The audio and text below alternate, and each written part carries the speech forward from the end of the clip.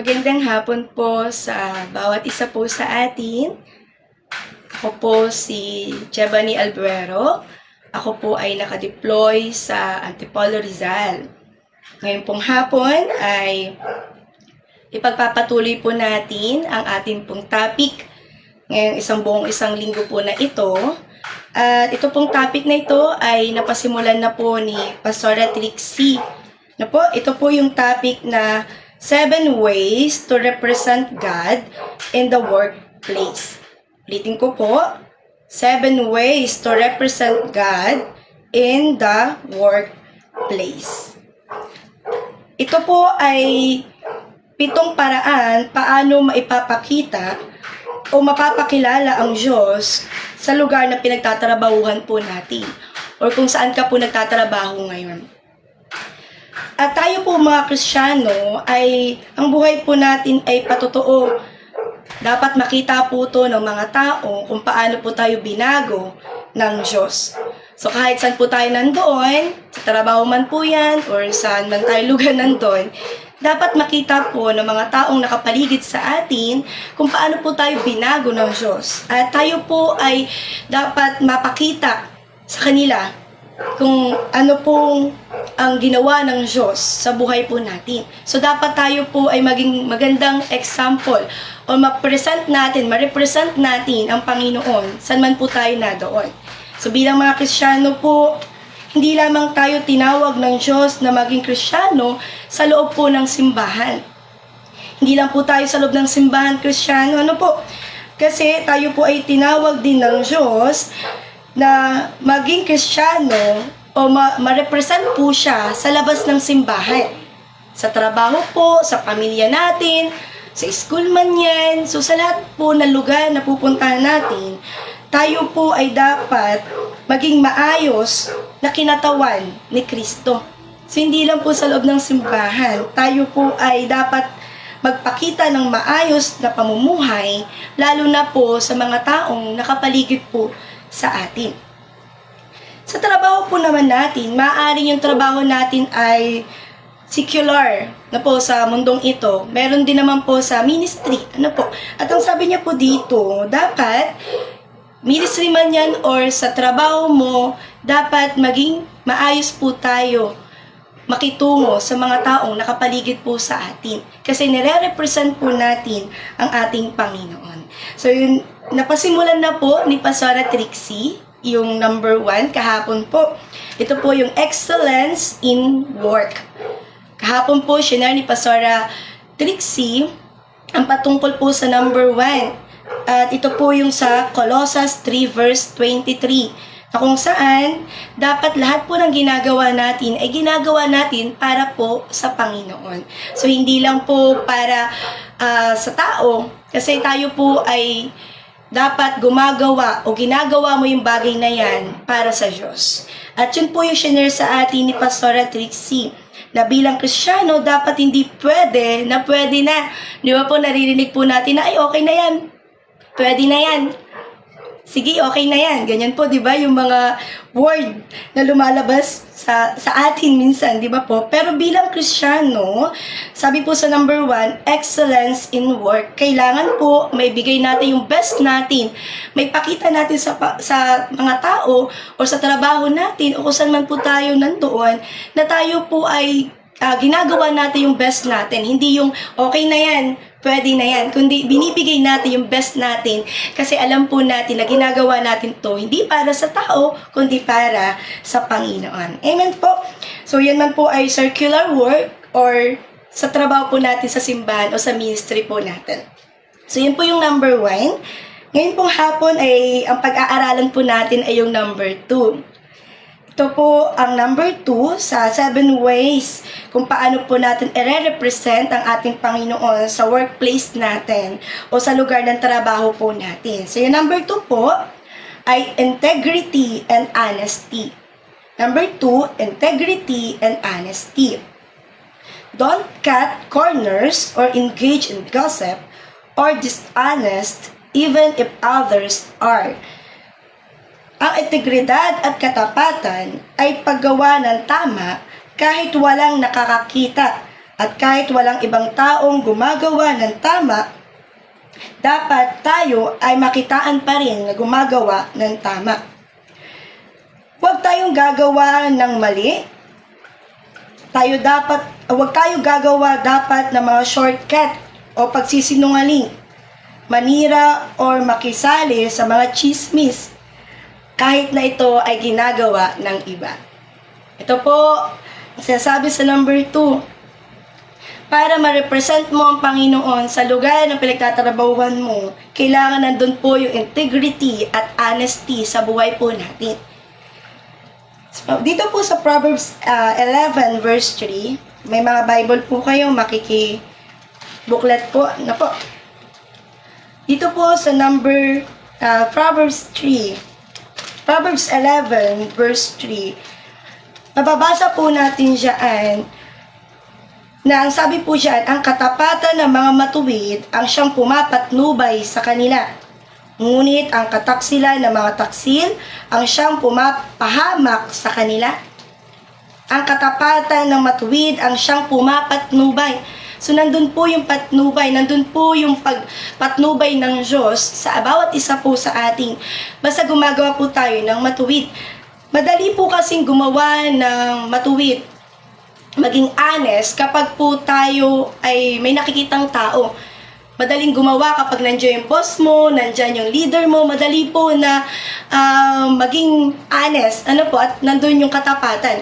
Pero paano po kapag wala na po yung leader natin? Paano kapag wala na yung boss natin sa trabaho natin? Di ba po? Paano kung wala ng taong makakakita sa'yo? Pipiliin mo pa rin bang maging matapat? Paano po kung yung mga katrabaho mo ay hindi natapat sa kanilang trabaho? Ikaw po ba ay makikisali sa kanila or pipiliin mo pa rin maging matapat? Pero bilang Kristiyano, katulad po ng topic natin, dapat manatili po tayong matapat kahit ginagawa na ng iba ay hindi matapat, kahit yung iba ay nagsisinungaling na. Pero bilang Kristiyano, dapat tayo po ay manatiling honest. At nandun po yung katapatan natin sa bawat ginagawa po natin na trabaho. Naman po, kaya nga po tayo ay nire-remind po ng verse na ito na ang integridad at katapatan ay nagsisilbing gabay sa ating buhay. Sa bawat trabaho po natin, sa lugar na pinupuntahan po natin, o anuman po yung situation na kinaka-involvean natin, sabi niya po dito, yung integridad at honesty, yung katapatan po natin, ang sabi niya po dito ay magiging gabay natin para po tayo ay maging maayos ang pamumuhay o trabaho na ginagawa po natin. Integrity is who you are when no one is looking or watching. Integrity is who you are when no one is looking and watching. Sino po ba talaga ikaw kapag walang nakatingin? Kasi madali pong maging matapat, madaling maging tapat sa mga ginagawa o maging masipag, maging maayos kapag po may nakatingin. Pero paano po pag wala na? Paano kapag wala yung boss mo, wala yung leader mo, walang mga taong nakatingin sa'yo, walang makakita kung tama o mali yung gagawin mo. Walang makakakita kung honest ba, tapat ba yung gagawin mo o hindi. Tama ba o hindi. Wala pong makakita. Ngayon, ang tanong, ano po ang gagawin mo? At bilang mga Kristiyano, nire-remind po tayo sa topic po natin ngayon, dapat manatili pa rin yung integrity at honesty po sa buhay natin. Kasi dito po natin mapapakita or mare-represent ang Panginoon. Kasi hindi po lahat ng katrabaho natin o yung mga nakakasama natin ay may dadal agad natin sa simbahan. Pero true sa pamumuhay po natin, sa pag-uugali po natin o kung paano ka kumilos sa trabaho mo, yun po yung makikita nila. At someday, makakasama po natin o may invite mo sila, hindi dahil nag-share ka lang sa kanila, kundi pinakita mo talaga, nirepresent mo talaga sa trabaho mo yung Diyos na pinaglilingkuran mo. Ewan po. Kaya nga sabi niya po sa number 2, integrity and honesty. At mahalaga po to sa buhay natin bilang Kristiyano. Minsan po sa trabaho, dati ang time, may mga boss po or may mga katrabaho na susubukan ka. Titignan ka kung talagang tunay na Kristiyano ka. Kung kaya mo bang isang tabi yung pagiging Kristiyano mo para lang sa pwede mong kitain o pwede mong makuha. Minsan, i-check po or itetest tayo nung boss or nung mga kasamahan natin kung magiging honest ka pa rin ba at matapat sa kabila ng ino-operan ka o pwede ka makakuha ng malaking halaga kapag hindi ka naging honest sa ganito, sa gawain yan. So, kaya kailangan kahit ano pong mangyari, operan man tayo ng malaki at ginagawa man ng iba yung mga hindi tama, ay manatili pa rin po tayo na nandun sa tama at matapat sa ginagawa natin. Kasi hindi man po tayo makita ng mga tao, pero ang Diyos po, lagi tayong nakikita. At tayo po ay lingkod ng Diyos at always pong nakatingin siya sa atin. So, hindi man tayo makita ng tao, lagi natin tandaan na may Diyos po or nandun po yung mata ng Ama natin na nakatingin po lagi sa ginagawa po natin. Kaya po, manatili po sa atin yung integrity and honesty po sa mga buhay po natin. Do the right thing even when nobody is watching. Patuloy po natin gawin yung tama sa kabila ng walang nakakakita po sa atin. Gawin lang po natin yung tama, maging matapat tayo kahit may CCTV man o wala, may tao man o walang nakakita sa atin. Still, gawin po natin yung tama. Kasi ito po tayo po ay lingkod ng Diyos. Nire-represent natin ang Panginoon. At yung pagkakamali mo po ay ang Diyos po ang magre-reflect na po. Sa Diyos to magre-reflect na kapag nagkamali ka, nagawa mo to, naging dishonest ka, naging sinungaling, or hindi matapat sa trabaho mo o sa kinagagalawan mo o kung saan lugar ka nandoon, ang Diyos pa rin po ang laging makikita nila. Ang laging masisisi. Kaya po, gawin po natin yung dapat ay may tataas ang Lord, hindi yung mapapababa ang pangalan ng Diyos ang dahil po sa atin. Amen po. So, dapat nandun yung always na maitataas natin ng Panginoon sa lahat ng ginagawa po natin. Sa ministry man po yan or sa trabaho po natin, maganda po manatili na yung maayos na may represent natin ang Panginoon natin sa mga tao or sa lugar kung saan po na tayo nandoon. Integrity and honesty is yung paggawa ng tama kahit walang nagbabantay sa'yo.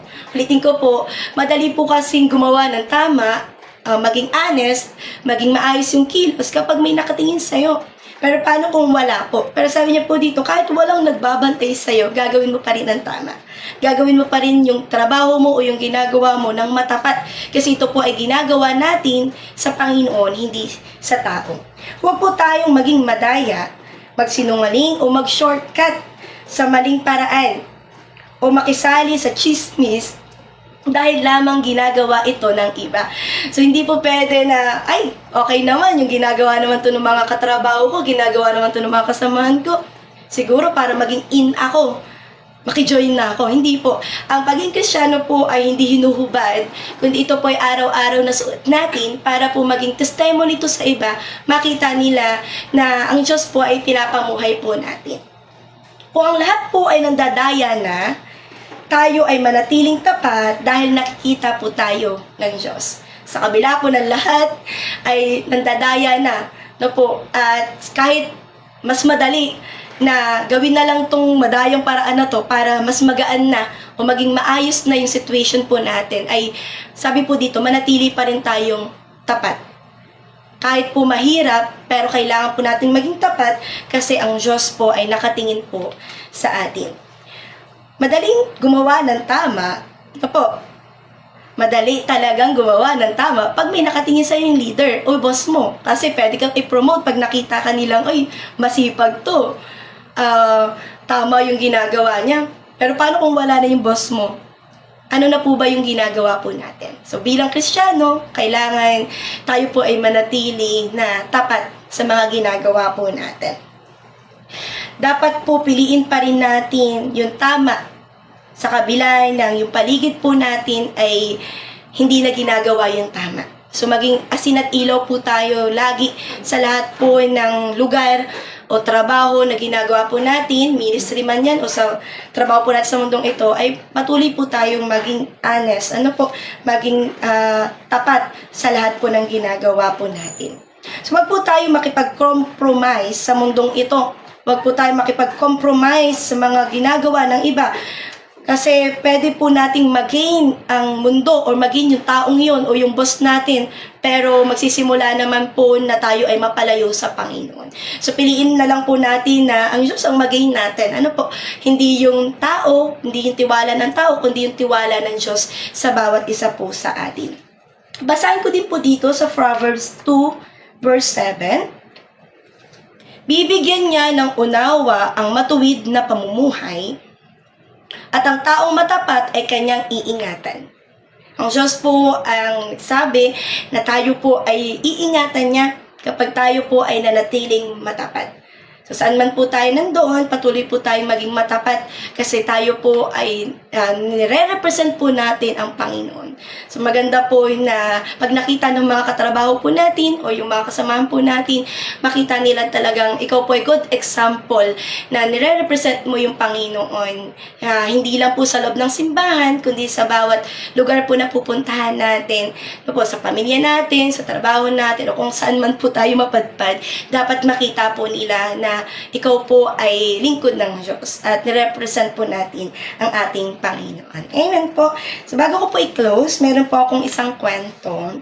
Meron pong isang mayaman na tao at ito pong mayaman na to ay meron pong kaibigan. So yung kaibigan po niya ay madami ng trabahong pinasukan. Siya po ay gumagawa ng bahay. Ngayon po itong kaibigan po na niya, ang dami na po niyang pinasukan pero talagang hindi po siya natatanggap at minsan ay hindi po sapat yung ginagawa niya para po sa kanyang pamumuhay. Ano po, yung paggastos, yung mga kailangan ng pamilya niya. So ito pong mayaman na taong ito, naawa po siya dun sa kaibigan niya na gumagawa ng bahay. So ang ginawa po niya, kumuha po siya ng budget, ng pera, at kinausap niya po yung kaibigan niya. Ayan, nung kinausap niya na po to, ang sabi po niya doon sa kaibigan niya, gawan mo ako ng napakagandang bahay. Ito yung budget, ikaw nang bahalang bumili ng mga kailangan, ng mga materials, ng mga kailangan sa bahay na gagawin mo. Ngayon, kapag tapos na, saka mo ako tawagin para ipakita sa akin yung ginawa mo. So, pag nagawa mo ito, ay bibigyan kita ng mas malaki pang bayad. Kaya kapag tapos na, saka mo ako tawagin. Bahala ka na sa lahat, sa design, sa mga material na gagawin o nagagamitin sa bahay na gagawin mo. So, ito pong taong ito ay umalis na po, tapos na po yung usapan nila, at itong taong ito na gagawa ng bahay, habang siya po ay nag-iisip kung paano ng plano, kung paano bubuuin yung bahay, bigla pong pumasok sa isip niya na dahil wala naman makakakita, hindi naman alam ng kaibigan ko kasi sabi niya, ako nang bahala na gumawa ng bahay, ako nang bahala sa materyales, ako nang bahala magplano, tatawagin ko na lang siya kapag okay na. Napag-isip po nung kaibigan, itong taong ito na, paano kaya kung ang kunin ko na lang ng mga material na gagamitin sa bahay ay yung mga mumurahin na lang, hindi naman niya mahalata. Hindi niya naman papansin to kasi nasa akin naman yung pera. So yun po yung ginawa ng taong ito. Pinatayo po yung bahay pero yung mga gamit po ng bahay na yun ay hindi po matitibay. Ngayon po, nung natapos na po yung bahay, tinawagan na po niya yung kaibigan niyang mayaman at pinakita niya na po yung bahay. Ngayon po, ibinigay niya na yung susi doon sa kaibigan niya. At nag-expect siya, magkano pa kaya yung ibibigay niya sa akin bukod sa nakuha kong pera. Bukod dun sa nakupit po niya sa budget na pagpapatayo ng bahay. So excited po tong lalaking ito, yung kaibigan ng mayaman, na magkano kaya yung ibibigay sa akin ng kaibigan ko na bayad? Kasi natapos ko yung bahay na pinapagawa niya. Alam niyo po itong kaibigan niyang mayaman, nakita niya yung bahay, okay naman po, maganda. Pero yun nga po, hindi alam nung kaibigan niyang mayaman na hindi po pala matibay yung materials na ginamit dun sa bahay na iyon. Alam niyo po, nung nakita to nung kaibigan niyang mayaman, alam niyo po, tumingin siya dun sa kaibigan niya na gumawa ng bahay at ang sabi niya, ang ganda ng bahay, matapat kitang kaibigan, matagal na kitang kaibigan, at di ko naman kailangan ng bahay, di ko naman kailangan ng tahanan kasi meron naman akong sarili kong tahanan. Kaya yung bahay na yan ay ibibigay ko sa'yo. So kinuha niya po ulit yung susi at binalik niya po dun sa gumawa ng bahay. Yan po. So, dun po sa kwento na iyon, makikita po natin na kung nanatili lang tapat ito pong kaibigan niya, yung bahay na yun ay para po pala sa kanya. So, dahil nga po hindi na siya naging honest, no po, kinuwanan niya, ninakawan niya ng budget dun sa bahay, na dapat, na para pala sa kanya, ay yung bahay po na titira niya ngayon ay hindi po matibay.